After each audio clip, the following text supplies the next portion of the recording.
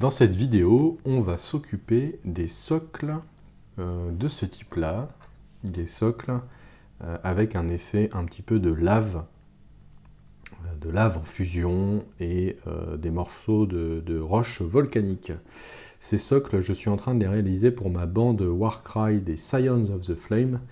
Donc vous avez le premier membre ici qui a été peint, un petit peu en test.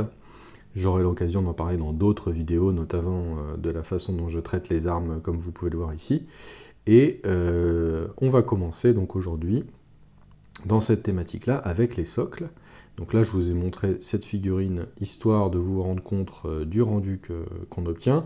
Donc les Scions of the Flame, si vous ne connaissez pas, c'est une bande dans Warcry qui vénère le feu, qui voit par le feu et la brûlure le salut, on va dire. Et donc c'est très intéressant en termes de peinture de figurines pour travailler justement le feu, la lumière, et donc c'est pas des sujets forcément simples, mais c'est hyper intéressant. Et comme toujours dans le cadre de ces vidéos, j'aime trouver des sujets qui me sortent un petit peu des sentiers battus. Et donc dans toutes ces vidéos qui vont concerner cette bande de Warcry, je pense que je ferai plusieurs thématiques. On aura l'occasion de travailler de près ou de loin ce qui touche au feu. Et donc aujourd'hui, on va mettre de côté cette figurine, on va s'attaquer justement au socle. On commence par le commencement. Donc comment faire cet effet de lave et de roches volcaniques craquelées d'une manière assez simple. Je vais vous montrer ça dans cette vidéo. Alors vous avez plusieurs manières de faire. Ça c'est la manière la plus facile, c'est-à-dire traiter l'ensemble du socle de la même manière. Ça marche très bien, hein, c'est ce que j'ai fait sur ces socles-là. Mais vous pouvez aussi varier les plaisirs, par exemple en ajoutant quelques petites zones avec des pierres, donc en floquant un peu votre socle comme d'habitude, et en ayant un effet craquelé, donc en mixant un petit peu les deux. Vous allez voir qu'on peut aussi varier la taille des craquelures. Donc là, par exemple, j'ai des craquelures très grosses, et ici, elles sont un peu plus petites, et par endroits, elles sont même très petites. Donc là, ça dépend vraiment des goûts et de ce que vous avez envie de faire. Et puis, vous pouvez bien évidemment aussi agrémenter votre socle comme d'habitude, comme ce que vous pouvez faire par ailleurs, avec des petits éléments de décor. Ici, j'ai mis une tête de mort entourée de petites pierres, et ensuite, on a la craquelure qui revient, avec différentes tailles. Et là, j'ai carrément récupéré un bout de flamme. Justement, moi, j'aimais pas trop dans la figurine qu'on a vue juste avant, la figurine originelle. J'aime pas trop son design. Je vais vous la mettre là en surimpression pour que vous puissiez comparer. Et en l'assemblant, j'ai un petit peu improvisé. J'ai fait une sorte de petite conversion. Alors, c'est de l'anti-conversion parce que j'ai juste enlevé des parties en fait, j'ai rien rajouté. J'ai enlevé le support de son sceptre. J'ai pas mis son masque que je trouve un petit peu ridicule. Je la trouve d'ailleurs carrément mieux cette figurine sans son masque, hein. Un petit côté, je sais pas, un petit côté comme ça, métalleux, dreadlocks, je sais pas, je sais pas trop ce qu'il est ce mec-là, mais je l'aime bien avec son aspect comme ça. Et donc il y avait notamment un autre truc que j'aimais pas du tout, c'était sur son épée là, sur sa dague. Une flamme qui partait en perpendiculaire, et ça je trouvais ça très bizarre et pas spécialement réaliste, donc moi j'ai préféré l'enlever, donc peindre la lame en métal en fusion un peu. Bon, ça on en parlera peut-être dans une autre vidéo. Et là où c'est intéressant, c'est que j'ai récupéré cette petite flamme qui partait de son épée pour en faire en fait un élément de socle que je trouve assez marrant, quoi, avoir un endroit où la lave elle est carrément en train de prendre feu, quoi. Donc on verra quelle figurine je mettrai sur ce socle-là. Mais ça, c'est juste pour vous dire que vous allez pouvoir en fait mixer la technique que je vais vous montrer aujourd'hui avec d'autres techniques d'enrichissement de socle que vous connaissez par ailleurs. Laissez libre cours à votre imagination. C'est toujours sympa quand on fait des socles un petit peu de se changer les idées, d'improviser, de tenter des trucs. Vous risquez rien. Si jamais ça marche pas, c'est pas grave. Les socles, on en a toujours un petit peu en rab. Donc il faut vraiment y aller. Voilà, donc aujourd'hui, ce qu'on va vraiment voir, c'est comment faire cet effet-là. Après, le reste, vous allez pouvoir combiner comme vous voulez. Vous allez voir qu'on va passer par plusieurs étapes. Et avant de se lancer dans le vif du sujet, je vais vous montrer ce dont vous avez besoin en termes de peinture. L'arme secrète pour cette technique, c'est cette peinture-là, Technical Mordant Earth. C'est ce qui permet de faire l'effet craquelé en noir. Il existe d'autres peintures Technical chez Citadel qui font cet effet craquelé également, mais elles ne sont pas noires. Il y en a par exemple en rouge, il y en a en beige. Ça peut marcher aussi, mais c'est un peu plus compliqué parce que vous allez avoir besoin ensuite de peindre en noir vos morceaux craquelés. Avec cette version-là, c'est beaucoup plus rapide, beaucoup plus simple, puisque vous obtenez directement un effet craquelé noir, donc c'est beaucoup plus facile. Donc je vous conseille vraiment, si vous avez des socles à faire de cette manière-là, de prendre cette peinture-là. Ça coûte un peu cher, mais ça marche vraiment très bien, et c'est plus rapide que de repeindre en noir une couleur différente. Donc ça, c'est évidemment presque indispensable pour faire ces socles. Ensuite, le reste, c'est très simple. On va utiliser une série de rouge, orange et de jaune pour faire des dégradés sur nos socles. Ça va être la toute première étape. Pour peindre, en fait, cette lumière qu'on voit sous les craquelures. Voilà, une lumière qui part de l'orange saturé au jaune, on va dire, pour se donner cette impression de lave en fusion. En petit bonus, je vous conseille d'acquérir ce petit acrylic color là, fluorescent orange, le AK11080, donc c'est Fluorescent Orange, qui est, comme son nom l'indique, un orange fluo, donc c'est d'une saturation très très forte, et ça pour faire des petits points, ça marche vraiment bien pour accentuer vraiment le côté lave en fusion. Par exemple, vous voyez à la base du crâne ici, il y a des petites touches de ce orange fluo, j'en ai mis un petit peu. Il ne faut pas en mettre trop, mais vous pouvez en mettre aux endroits où vous voulez représenter vraiment la lave en fusion, là où elle est le plus chaud. Donc ici, il y en a un petit peu. Là, vous voyez par exemple, que je vous ai montré tout à l'heure, à la base du feu, j'en ai mis. Et ça donne cet effet un petit peu de luminosité, un petit peu scintillante, qui accentue cet effet-là. Il y a des petits points également, là, juste au-dessus de mon pouce. Donc ça peut ajouter un petit plus, c'est pas indispensable, mais ça donne un peu cet effet-là de lumière. La première étape, c'est tout simplement de partir sur une base de rouge. Et pour ça, on va faire 2 couches Devil Sons Scarlet. Vous voyez que sur les 2 socles qu'on va traiter, j'ai préparé les socles, j'ai texturé un petit peu avec des petits graviers du sable des endroits pour mettre un peu de variété. Et là, on va en fait pas s'occuper de ces parties-là, on va juste faire du rouge un petit peu partout autour. Ces parties-là finiront couleur noire, comme les parties craquelées. On ne se pose pas trop de questions. Et on va bien recouvrir avec ce rouge bien saturé l'ensemble du socle. Là, vous pouvez même aller sur les pierres, hein, c'est pas très grave. On les traitera aux étapes suivantes. Notre objectif, c'est d'avoir une belle saturation rouge. Et ça va être une sorte de sous-couche sur le socle. Donc là, j'ai même pas dilué l'Evil Sons Scarlet, je suis venu le prendre directement dans le pot, j'ai envie d'avoir quelque chose d'assez épais et de bien opaque, et on voit que c'est bien couvrant, donc ça c'est parfait, c'est ce qu'on veut. Voilà, deuxième couche sur la première qui est bien sèche, pour obtenir une belle opacité. On ne veut plus voir la sous-couche de Chaos Black en transparence, voilà. Voilà, là on a un beau rouge, donc ça va être vraiment une très bonne base pour ensuite faire nos petits patchs.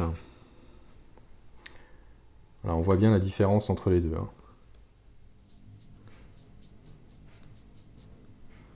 Voilà, vous voyez, si je me mets que sur un côté, la différence entre une couche et 2 couches, elle est flagrante. Alors si vous voulez savoir les manières dont j'ai procédé pour texturer un petit peu le socle avec des graviers et obtenir une bonne rigidité, je vous invite à aller sur l'excellente chaîne de Mini Socle. Il a plein de vidéos et de tutos sur les socles et il explique une super méthode pour bien socler, pour créer comme ça du relief et les différents outils que vous pouvez utiliser pour bien solidifier l'ensemble. sans risquer quand vous êtes en brossage ensuite de faire sauter vos petits graviers. Donc allez voir Minisocle, c'est pas la première fois que j'en parle, mais c'est une des références en matière de chaîne YouTube francophone. Il y a énormément de choses intéressantes sur sa chaîne, dont les méthodes pour texturer et pour floquer des socles comme ça à moindre coût et de très bonne façon. Et j'ai tout simplement suivi ses conseils pour faire ça. Voilà. Donc maintenant qu'on a basé notre socle en rouge, on va pouvoir s'amuser un peu et ça va être aussi l'occasion de s'exercer à faire des dégradés. Alors bien sûr, on n'aura pas besoin d'être hyper précis puisque les craquelures vont cacher un petit peu les choses. Mais là, le but du jeu, ça va être de faire des sortes de petits patchs de lumière. Alors, donc là, vous pouvez vraiment laisser libre cours à votre imagination. Vous pouvez procéder de plusieurs façons. Soit vous pouvez faire du mélange dans le frais. C'est ce qu'on fera sur le petit socle ici. Soit vous pouvez travailler de manière un peu plus contrôlée en imaginant par exemple une coulée de lave ou en imaginant des flaques plus bouillantes que d'autres.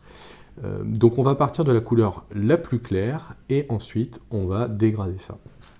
Comme couleur de saturation la plus claire, je vais utiliser du Fire Dragon Bright. J'aime beaucoup cet orange pour faire ça, parce qu'il donne vraiment cet effet de couleur de lave en fusion. C'est vraiment, ça marche vraiment bien. Donc ça va être ma couleur la plus claire, et donc je vais partir de ça.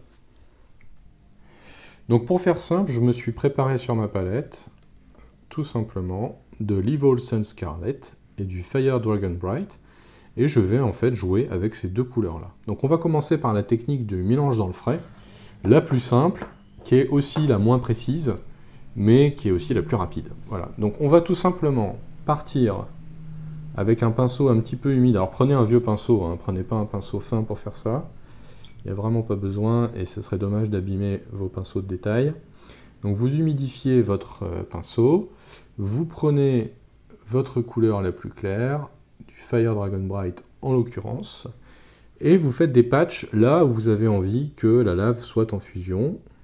Voilà, par exemple, sans trop réfléchir. Hein. Et ensuite, vous venez prendre dans la palette l'Evolsen Scarlet, avant que ça sèche, et on mélange un petit peu, comme si c'était une palette. On nettoie le pinceau pour décharger la peinture, et on vient glisser pour effacer les zones. Et on va reproduire ce schéma plusieurs fois, bien sûr.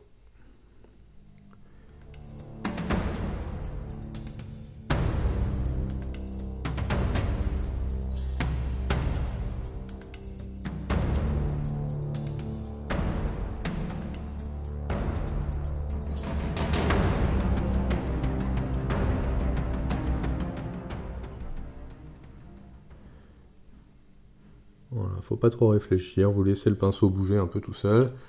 Si vous trouvez que ça devient un petit peu trop marqué, vous déchargez le pinceau, vous le nettoyez et vous venez gommer un peu les frontières. Voilà, je trempe le pinceau dans l'eau, je l'essuie sur le sopalin et je reviens gommer, je viens comme ça tapoter aux zones frontalières pour un petit peu effacer les démarcations. Et ça se fait tout seul. Alors maintenant, je vais prendre mon fluorescent orange et je vais venir faire quelques petites pointes d'accentuation. Donc là, il faut viser un petit peu les zones les plus claires.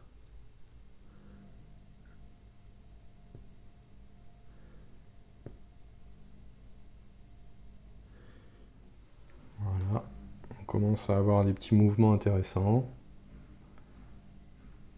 qui s'organisent. Donc imaginez un peu la lave en train de tourbillonner.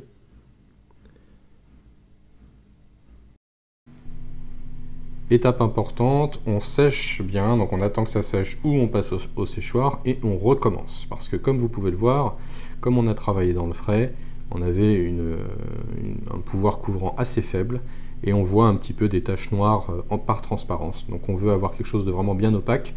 C'est important pour avoir une bonne saturation et pour que l'effet pète bien à la fin.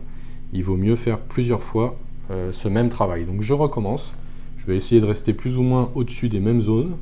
Je reprends mon orange Fire Dragon Bright, un peu dilué, sur ma base qui est bien sèche, et je reviens faire des patchs grossiers aux endroits les plus clairs. Ensuite, je viens, sans nettoyer le pinceau, dans l'Evolson Scarlet.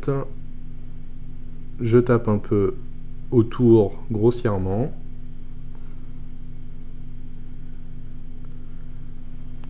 Et je jongle comme ça entre les deux, je mélange les deux. Et maintenant, je vais fondre tout ça en nettoyant mon pinceau.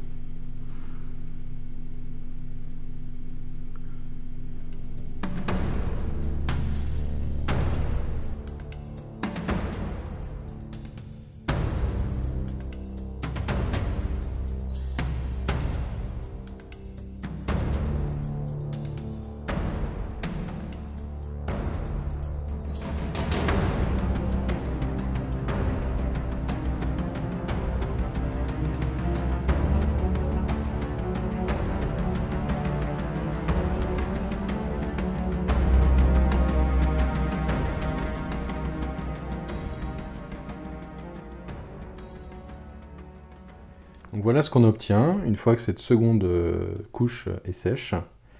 Donc là j'ai une belle palette qui me plaît, qui part d'un rouge vif, un rouge-orange vif, jusqu'à un orange très saturé, avec des petites zones qui se repèrent bien. J'ai essayé d'insister au niveau des roches, parce que ça permettra de donner l'impression un peu de braise ardente, un peu comme un petit effet barbecue, qui pourra rendre assez bien. Donc maintenant je vais vous montrer la deuxième approche, qui est un petit peu plus précise, qui consiste à peindre vraiment des zones lumineuses et ensuite à les dégrader.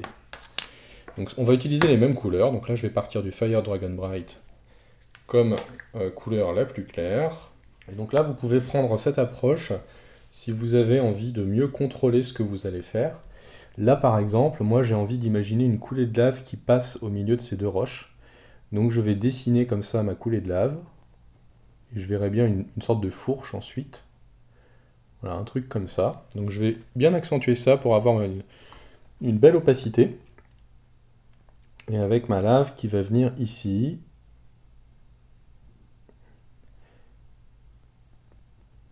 Et qui va se diviser ensuite en deux.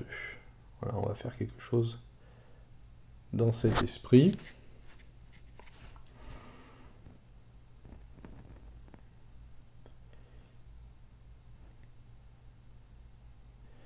Alors il faut essayer de faire quand même des choses assez épaisses, parce qu'avec les craquelures, vous allez voir que ça va énormément gommer les motifs qu'on va faire dans l'étape actuelle. Donc il ne faut pas hésiter à être voilà, plus épais.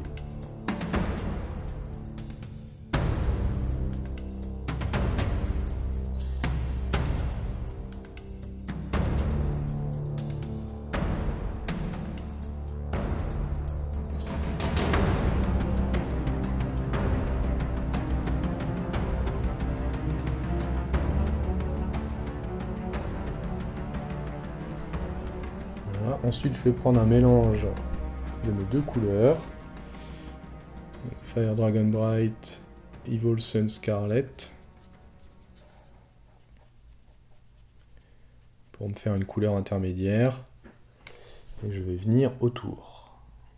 En mangeant un petit peu sur ma ligne.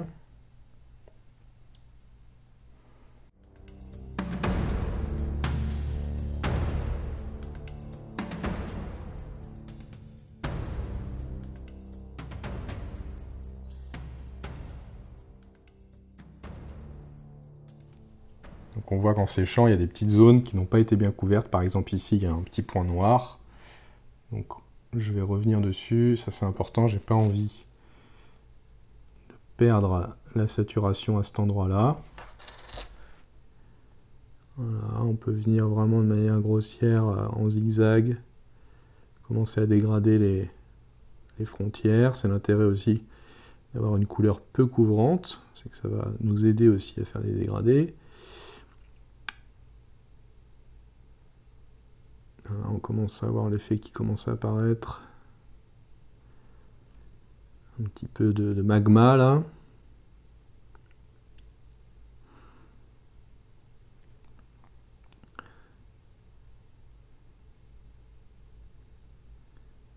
commence à flouter un petit peu la rivière de feu là.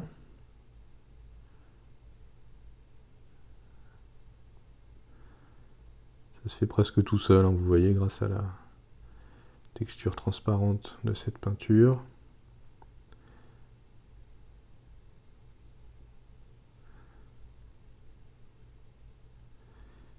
Encore une fois, c'est vraiment pas vraiment pas besoin d'être précis sur ces étapes. Le but, c'est plutôt de vous amuser un peu.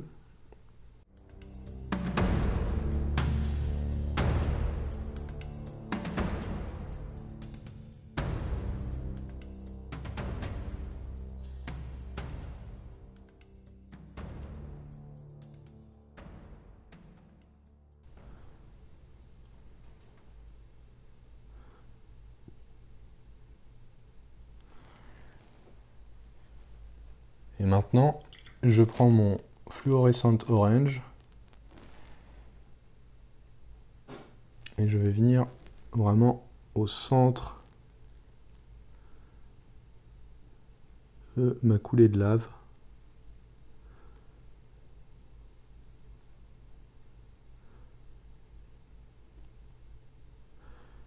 Dans les petites intersections.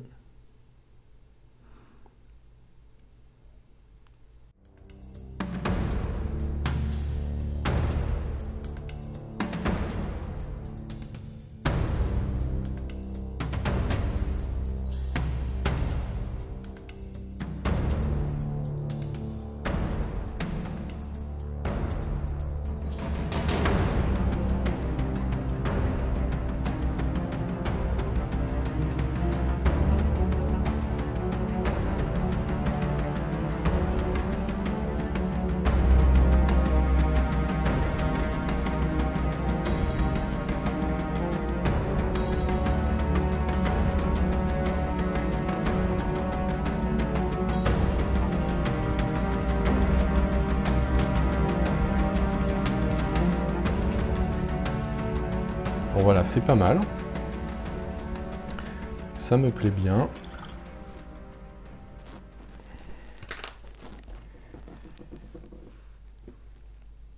Donc voilà, avec deux approches différentes, le résultat que vous pouvez obtenir. Comme vous pouvez le voir sur la version de gauche, on a plus de contrôle.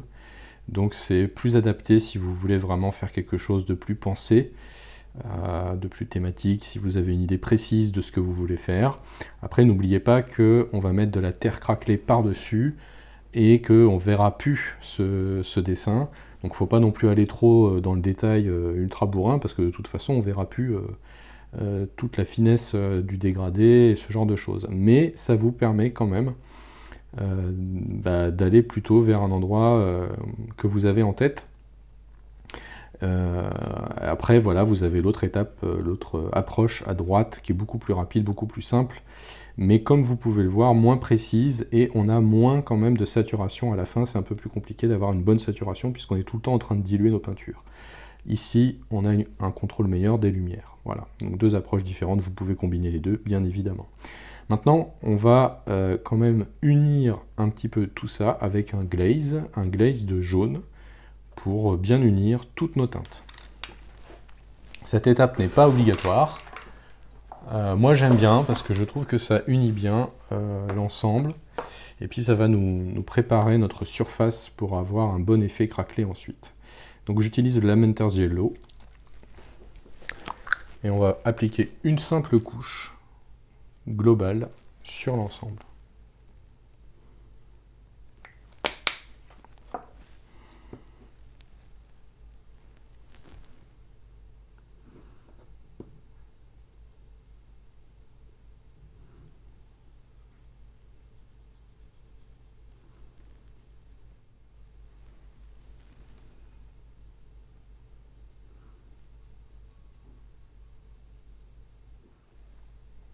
On attend que tout ça sèche et on va ensuite vernir l'ensemble.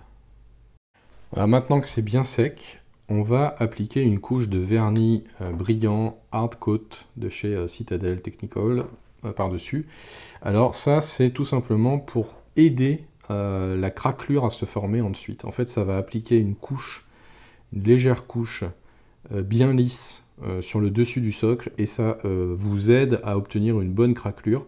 Après vous allez voir que moi je vais passer par-dessus ensuite du mat varnish par-dessus parce que j'aime pas l'effet justement brillant que ça va procurer à la couleur de lave en dessous finalement. Je préfère que ce soit mat. Mais c'est quand même, moi je vous conseille de le faire, ça va quand même améliorer l'effet craquelure que vous obtiendrez à la fin. Et on vernit notre socle. Voilà. Partout où on voudra de la craquelure, donc sur quasiment l'entièreté du socle.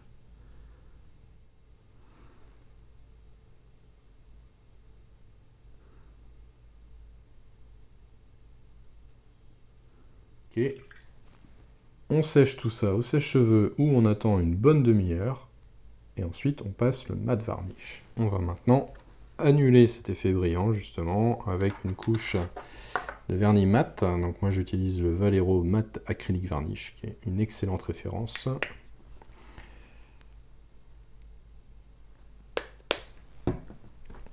Voilà. Et je vais venir recouvrir comme ça. Je vais avoir vraiment une belle épaisseur de vernis en fait sur mon socle et ça va vraiment m'aider à avoir des belles craquelures. Ça va bien glisser en fait quand la peinture spéciale va sécher. Le mat varnish est sec. On est revenu à un aspect bien mat et maintenant on a en fait, c'est invisible, mais on a 2 couches de vernis au-dessus de nos couleurs et donc ça va être parfait pour l'effet craquelé. Donc là c'est parti pour le moment clé. Donc vous prenez votre pot de Technical Mordant Earth, un vieux pinceau assez gros, bien dégueulasse, et on va venir piocher des gros blobs de peinture texturée. Et là, le secret, c'est plus vous en mettez de peinture, plus vous aurez des craquelures épaisses. Moi, je vous conseille d'en mettre beaucoup. Si vous en mettez vraiment trop peu, ça fera des toutes petites craquelures et l'effet ne sera pas forcément terrible. Après, vous pouvez bien évidemment panacher, mais l'idée, c'est vraiment d'avoir des énormes pâtés comme ça sur votre socle, sans trop... Alors bien évidemment, vous ne diluez rien, et vous essayez de mettre la plus grosse épaisseur possible si vous voulez des grosses craquelures. Moi, c'est ce que je veux faire ici. Voilà, on vient autour des pierres, et ensuite vous regardez un peu comme ça, et là où c'est pas trop épais, vous en reposez un peu. Par exemple ici, voilà. Et on va faire la même chose ici. Alors bien sûr, vous pouvez varier, hein, vous pouvez faire des zones plus ou moins épaisses. Après, moi j'ai remarqué quand même que si vous voulez des grosses craquelures, il vaut mieux être uniforme au niveau de l'épaisseur. Voilà. Typiquement, il me faut des grosses craquelures dans la zone claire. Donc il faut bien charger ici.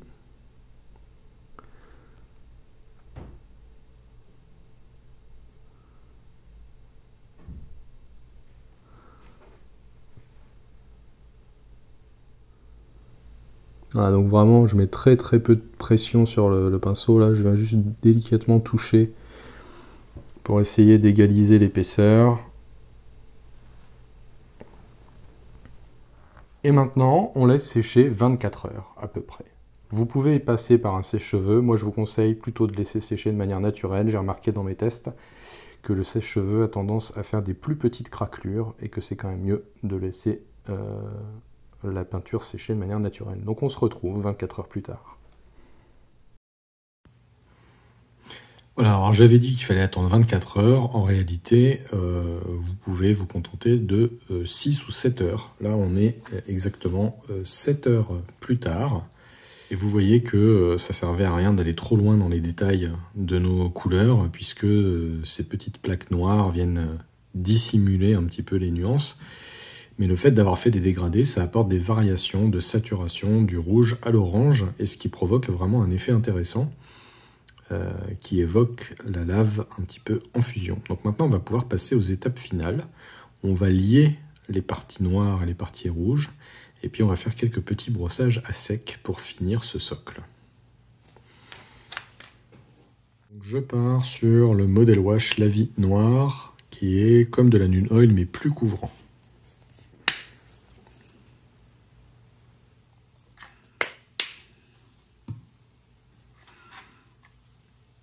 Voilà, et donc avec ce lavis, je viens sur les pierres, sur les zones frontalières entre le orange et le noir.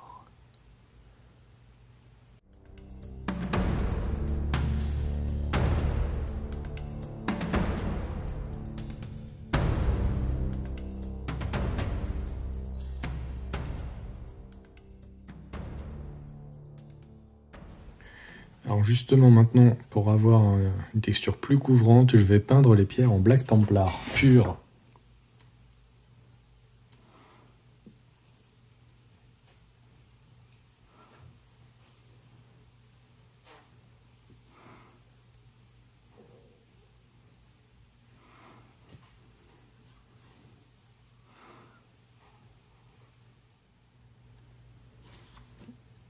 Nos lavis sont secs, on va pouvoir maintenant passer à la dernière étape qui va consister à remonter les lumières des parties noires et à lier un peu le tout. Donc pour ça on va faire des brossages à sec successifs avec toute une série de gris.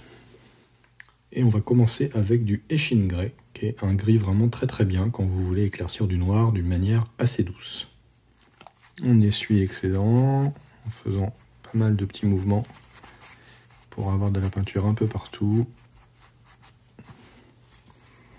Et on vient très doucement effleurer le relief.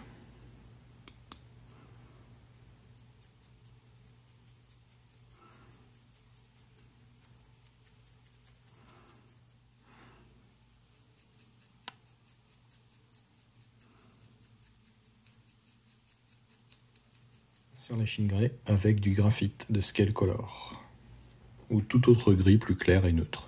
Je veille bien à enlever l'excédent de cette couleur plus claire et je reviens très légèrement sur mes reliefs.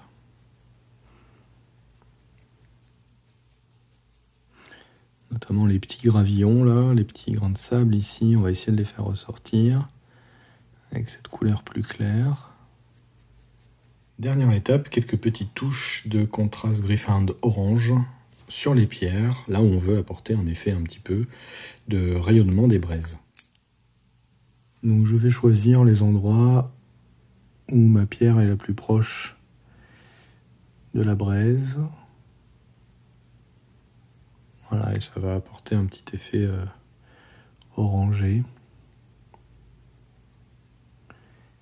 On bénéficie du brossage à sec précédent pour que le orange s'accroche.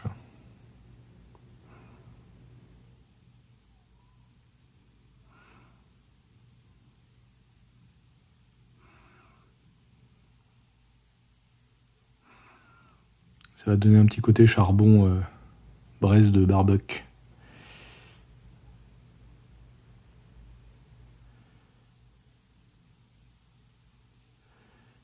Et ça permet de lier les différentes textures. Voilà, on va faire maintenant le bord du socle et on aura terminé. Et voilà, j'ai fait les bords des socles en noir. J'ai appliqué 2 couches de noir pur légèrement dilué sur les bords et les socles sont terminés. Donc voilà les 2 socles qu'on a traités dans cette vidéo. Je vais vous mettre les socles que j'avais fait avant à côté pour voir un petit peu toutes les variétés que vous pouvez réaliser et pour aussi se rendre compte du rendu qu'on obtient avec cette approche, avec différentes combinaisons de textures. Voilà, j'espère que cette vidéo vous a plu, qu'elle vous a été utile. Si c'est le cas, mettez un commentaire, un like, abonnez-vous et n'oubliez pas d'activer la petite cloche bleue si vous voulez être notifié des nouvelles vidéos publiées sur la chaîne. Je vous dis à bientôt pour un nouveau tuto. Peignez bien et jouez bien.